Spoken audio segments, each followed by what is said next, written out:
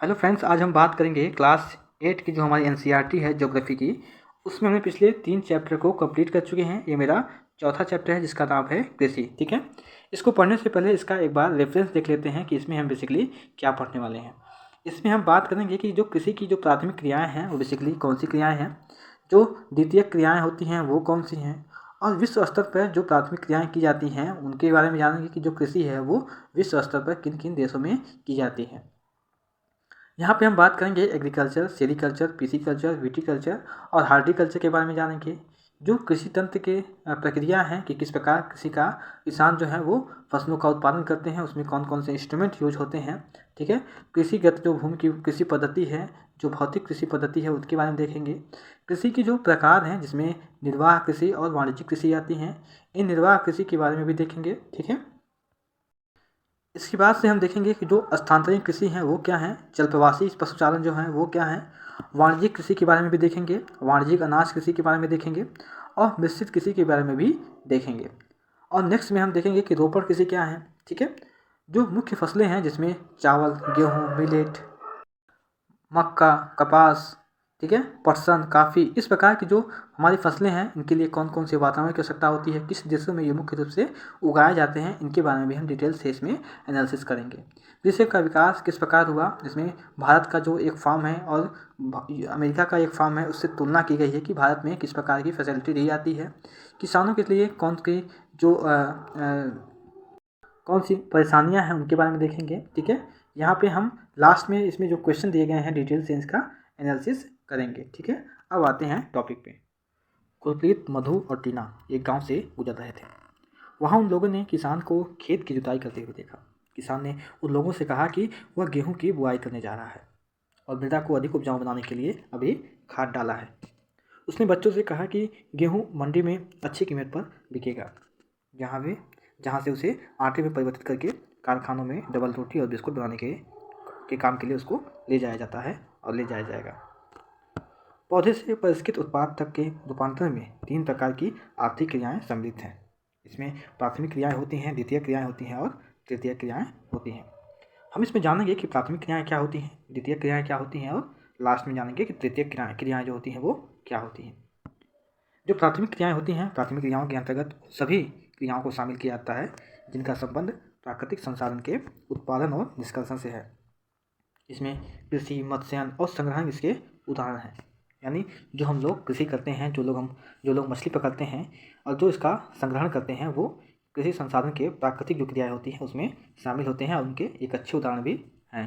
Clear है।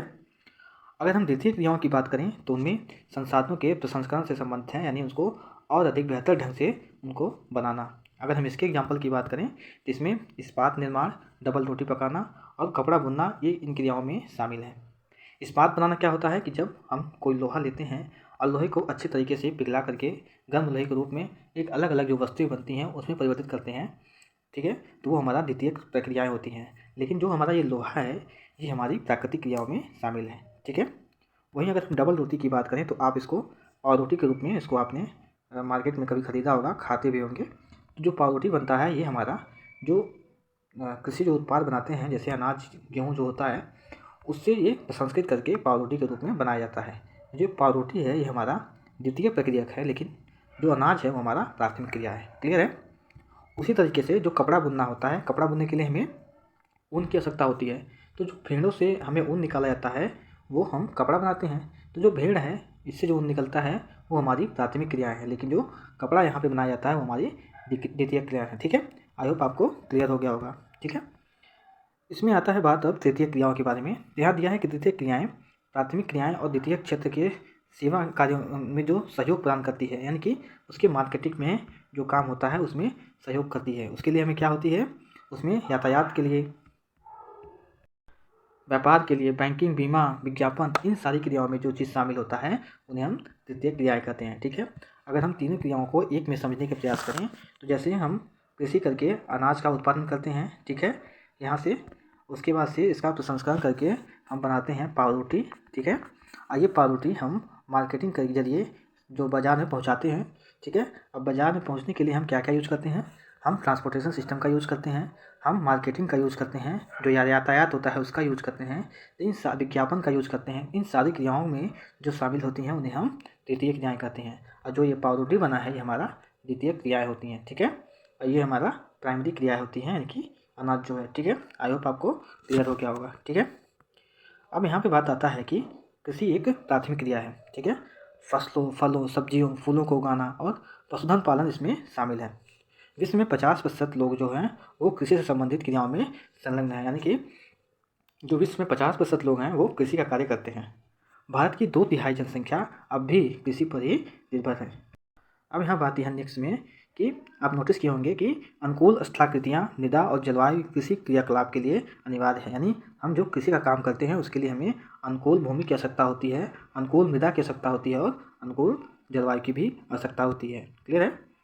जिस भूमि पर फसलें उगाई जाती हैं, जैसे कृषि, जिस भूमि पर जो है हम फसलों को उगाते हैं उन्हें हम फसल भूमि कहते हैं, ठीक है। इसके बाद से हम इसमें मैपिंग के जरिए देखेंगे कि जो फसल सिस्टम है वो कहाँ कहाँ पे है।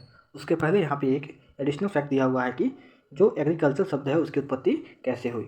तो एग्रीकल्चर शब्द की उत्पत्ति लैटिन शब्दों यानी एगर या एग्री, जिसका अर्थ होता है मृदा, और कल्चर का अर्थ होता है कृषि से, ठीक है। तो इस प्रकार से, ठीक है। अगर हम इसको टोटल इसके बाद अगर हम पढ़ने की कोशिश करेंगे तो उसमें आएगा कि एग्रीकल्चर शब्द की उत्पत्ति लैटिन शब्द एगर या एग्री, जिसका अर्थ है मृदा, और कल्चर, जिसका अर्थ है कृषि करने से, ठीक है, इस शब्द से हुई है। अब नेक्स्ट में आता है, आपने नोटिस किया होगा कि ये जो है ये विश्व स्तर पर जो कृषि भूमि जहाँ पे पाई जाती हैं, यहाँ पे जो हरा हरा आपको दिख रहा होगा मैप में, ये कृषिगत भूमियाँ होती हैं। तो आप नोटिस किए होंगे कि यहाँ पे जो भारत की स्थिति है वो काफ़ी बेहतर है। यहाँ पे जो कृषि भूमि है वो काफ़ी अन्य देशों की अपेक्षा ज़्यादा आपको दिखाई दे रही होगी। यहाँ पे जो यूएसए है यानी कि संयुक्त राज्य अमेरिका, वहाँ पे कुछ मात्रा में यहाँ पे आपको दिखाई दे रहा होगा कि यहाँ पे कृषि भूमि यहाँ इस मात्रा में पाई जाती है। वहीं अगर हम दक्षिणी अमेरिका की बात करें तो जो ब्राज़ील वाला एरिया है, आपने पता होगा कि यहाँ ब्राज़ील है, ब्राज़ील यहाँ पे बीच में मौजूद है, ठीक है। तो जो ब्राज़ील वाला पोर्शन है वहाँ पे यहाँ पे कृषि भूमि दिखाई देती है। यहाँ पे अगर आप नोटिस करोगे तो यहाँ पे जो यूरोप वाला एरिया है जहाँ पे आप दिखाई दे रहे होंगे, ये वाला पोर्शन, यहाँ पर भी कृषि योग्य भूमि यहाँ पे मिलता है। अगर हम भारत की बात करें तो यहाँ पर भी अधिक मात्रा में कृषि भूमि यहाँ पे मिलती है, ठीक है। अगर हम चाइना की तरफ जाएंगे तो वहाँ पर भी यहाँ पे आपको कृषि योग्य भूमि जो दक्षिणी चीन सागर है वहाँ पे मिलता है, ठीक है। उसी तरह अगर हम ऑस्ट्रेलिया की बात करेंगे, यहाँ पे आप नोटिस करोगे तो यहाँ पे ये वाला एरिया जहाँ पे पानी की मात्रा ज़्यादा होती है, यानी कि जो समुद्र के किनारे आपको दिख रहा होगा कोस्टल एरिया, यहाँ पर भी ऑस्ट्रेलिया में कृषि योग्य भूमि मिलती है, ठीक है। तो इस तरीके से हम नोटिस किया कि विश्व स्तर पर जो भूमि मिली है कृषि के लिए, फसल उगाने के लिए, वो कुछ इस प्रकार है, ठीक है। आई होप क्लियर हो गया होगा। अगर हम नेक्स्ट में आते हैं, यहाँ पे आप नोटिस करोगे कि जो कल्चर है ये कॉमन शब्द हो गया, लेकिन इसी से कई प्रकार के कृषि हमारी उत्पत्ति हुई है। अगर हम यहाँ पे एग्री शब्द को इसमें ऐड करेंगे तो हमारा एग्रीकल्चर का उत्पादन होगा, जिसका अर्थ होता है कृषि। इसमें क्या होता है कि मृदा की जुताई, फसलों को उगाना और पशुपालन का विज्ञान एवं कला, इसे खेती भी कह सकते हो, ठीक है। एग्रीकल्चर में ये चीज़ें यहाँ पे होती हैं, यानी मृदा की जुताई होती है, फसलों को उसमें उगाते हैं, पशुपालन में भी सहायक होती है, ठीक है। इस प्रकार यहाँ पे जो चीज़ें होती हैं उन्हें हम खेती करना भी कह सकते हैं, ठीक है।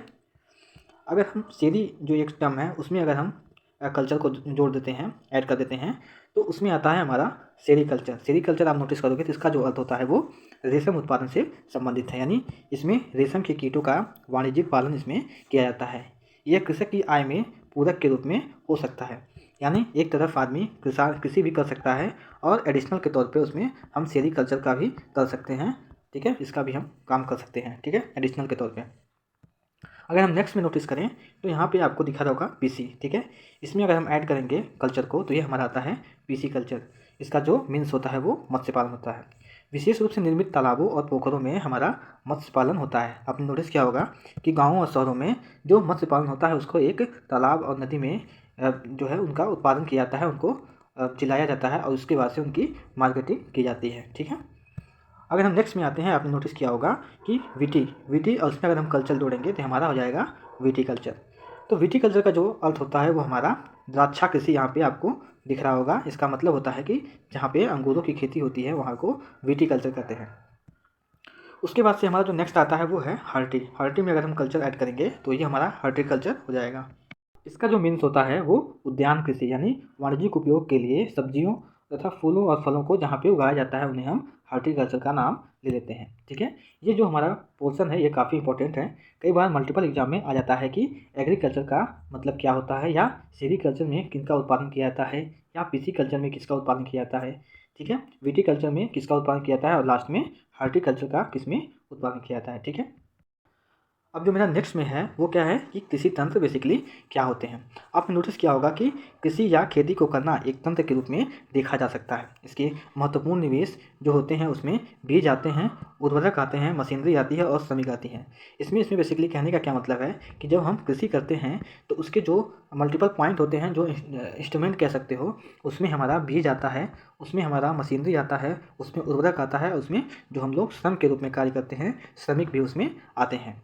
उसके बाद भी इसमें जुताई, बुआई, इस प्रकार सिंचाई, निराई, कटाई, इन क्रियाओं के माध्यम से हम सिंचाई फसलों को उगाते हैं। ठीक है, उसके बाद से हमें फसल के रूप में क्या मिलता है, हमें फसल के रूप में फसल तो मिलता ही है, साथ में अगर हम ऊन को उगाते हैं तो ऊन भी मिलता है, डेयरी भी मिल सकती है, कुक्कुट के भी उत्पाद यहाँ पे मिलते हैं। ठीक है, यहाँ पे हम मैपिंग के जरिए देखेंगे कि कृषिगत भूमि की जो पद्धति है वो बेसिकली क्या है।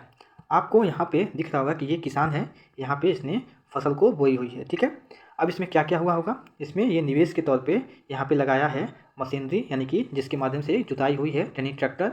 उसके बाद से उसने बीज का यूज किया है जो कि बोने के रूप में, फिर उसमें उसने केमिकल डाला है, यानी रसायन डाला है, जैसे यूरिया और फास्फेट हो जाते हैं। ठीक है, उसके बाद से इसने क्या किया होगा, इसने उसकी जुताई बुआई तो की होगी, साथ में छिड़काव किया होगा इन तीनों के माध्यम से। ठीक है, उसके बाद से ही हमें फसल तैयार होती है। ठीक है, अगर सेकंड में आपने नोटिस किया होगा कि भौतिक एवं मानवीय जो कृषि निवेश है वो क्या हो सकती है, यानी मानव जो है वो खुद इसमें क्या क्या कर सकता है। तो आप देखोगे कि जो एक किसान है वो इसके लिए भंडारण का काम करता है, यानी कि जहाँ पे उसको रख सकते हैं, कह सकते हो आप, जो कोल्ड स्टोरेज होता है जहाँ पे फसल जो होती हैं वो ख़राब नहीं होती हैं। क्लियर है, उसके बाद से वो अपना श्रम देता है, यानी उसमें जो काम करता है वो श्रम के रूप में।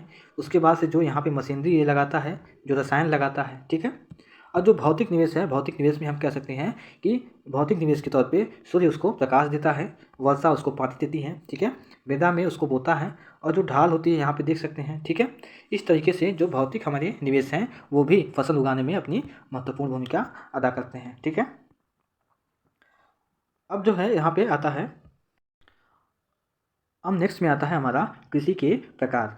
विश्व में कृषि विभिन्न तरीकों से की जाती है। भौगोलिक दशाओं, उत्पाद की मांग और श्रम और प्रौद्योगिकी के स्तर के आधार पर कृषि मुख्यतः दो प्रकार से यहाँ पे की जाती है। पहला क्या होता है हमारा निर्वाह कृषि, और दूसरा वाणिज्यिक कृषि। अगर हम पहले की बात करें जो कि निर्वाह कृषि है, उसमें क्या आता है, इस प्रकार की कृषि कृषक परिवार की आवश्यकताओं को पूरा करने के लिए किया जाता है। आपको नाम से ही स्पष्ट है, निर्वाह, यानी जितना हम उत्पादन करें, जितना हम खुद वहन कर सकें। ठीक है, इस प्रकार इन्हें हम निर्वाह कृषि कहते हैं। पारंपरिक रूप से कम उपज प्राप्त करने के लिए निम्न स्तरीय प्रौद्योगिकी, पारिवारिक श्रम का उपयोग किया जाता है। निर्वाह कृषि की पुनः गहन निर्वाह कृषि और आदि निर्वाह कृषि के रूप में हम वर्गीकृत कर सकते हैं। ठीक है, यहाँ पे बेसिकली क्या कहा है कि जो निर्वाह कृषि है ये भी इसके दो टर्म हैं। पहले क्या हो सकते हैं, पहले हो सकते हैं गहन निर्वाह कृषि, दूसरे क्या हो सकते हैं आदिम निर्वाह कृषि। ठीक है, अब इसके भी टर्म को हम समझेंगे। यहाँ पे बात किया है गहन निर्वाह कृषि, इसमें क्या होते हैं, इसमें किसान एक छोटे भूखंड पर साधारण औजारों और अधिक श्रम से खेती करता है। अधिक धूप वाले दिनों से युक्त जलवायु और उर्वर मृदा वाले खेत में एक वर्ष में एक से अधिक फसलें उगाई जा सकती हैं, जिसमें हम कह सकते हैं कि जो चावल है ये इसका मुख्य फसल है। अन्य फसलों की अगर हम बात करें तो उसमें हमारा गेहूँ, मक्का, दलहन और तिलहन जो है इसमें शामिल है। ठीक है, आई होप आपको क्लियर हो रहा होगा। वहीं अगर हम बात करें इसमें जो गहन निर्वाह कृषि है वो दक्षिणी और दक्षिणी पूर्वी, दक्षिणी मतलब अगर हम भारत के नक्शे की बात करें, ये हमारा दक्षिणी एरिया है, दक्षिण भारत, और यहाँ दक्षिण पूर्व की बात किया है तो ये वाला जो पोर्शन है यहाँ का, ये हमारा दक्षिण पूर्व। यहाँ पे बेसिकली इस प्रकार की जो खेती है यहाँ पे की जाती है। ठीक है, तो ये हमारी ये सघन जनसंख्या और मानसूनी वाले प्रदेशों में ज़्यादातर प्रचलित होती है इस प्रकार की खेती। ठीक है, उसके बाद से हमारा आता है आदिम निर्वाह कृषि। इसको पढ़ने से पहले इसमें जो एडिशनल फैक्ट दिया हुआ है उसको एक बार देख लेते हैं। यहाँ पे बात किया है कि जैविक कृषि क्या होते हैं। तो इस प्रकार की कृषि जिसमें रासायनिक खादों के स्थान पर जैविक खाद और प्राकृतिक कीटनाशी का उपयोग किया जाता है, और फसलों के उत्पादन बढ़ाने के लिए कोई आनुवांशिक रूपांतरण इसमें नहीं किया जाता है, ठीक है। यानी इसमें हम कह सकते हैं, अगर मोटे मोटे तौर पर समझें तो जो जैविक कृषि होती है उसमें हम रासायनिक जो खाद होते हैं उनका यूज नहीं करते हैं। उनके स्थान पे हम जो हमारे जैविक खाद होते हैं, जिसमें हम कह सकते हैं कि जो गोबर हैं, ठीक है, गोबर हो गए, जो गले सड़े पदार्थ हो गए, उनको हम उनके स्थान पर यूज करते हैं उर्वरक के रूप में, ठीक है। इसके बाद से हम पढ़ेंगे इसमें आदिम निर्वाह कृषि। इस आदिम निर्वाह कृषि में कई टाइप हैं, जैसा कि आपको पता है, स्थानांतरित कृषि, जल प्रवासी पशुचारण, वाणिज्यिक कृषि और वाणिज्यिक अनाज कृषि। इन सारे को हम नेक्स्ट पार्ट में डिस्कस करेंगे, ठीक है। तब तक के लिए थैंक यू।